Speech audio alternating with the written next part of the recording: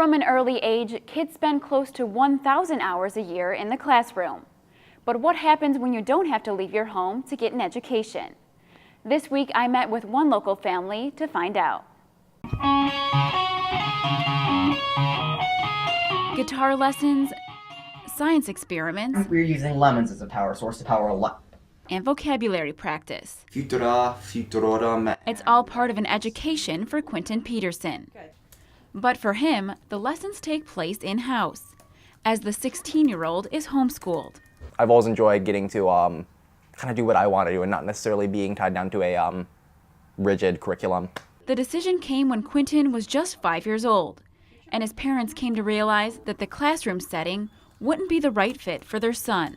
He was getting towards school age, and he was reading chapter books, and he was doing basic math, and kindergarten wasn't going to be a good fit because he was really wiggly, and he had the personality where he would sit still.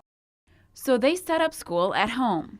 His mom acting as the teacher, using resources from local homeschooling networks to help incorporate learning into everyday activities. Math was out dribbling balls or doing sidewalk chalk or, counting steps as he ran. Now she's more of a guidance counselor, stepping in for practice quizzes and making sure he stays on top of his online curriculum.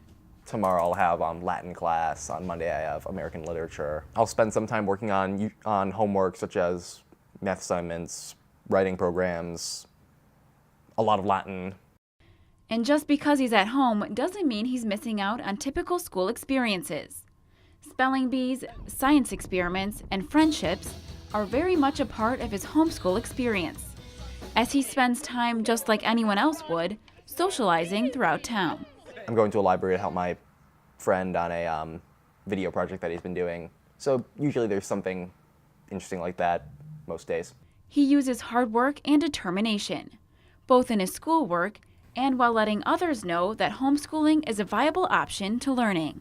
A lot of people think it's going to be all mom grades, that you don't exactly do work and that you're just getting A's because, oh, mommy loves you.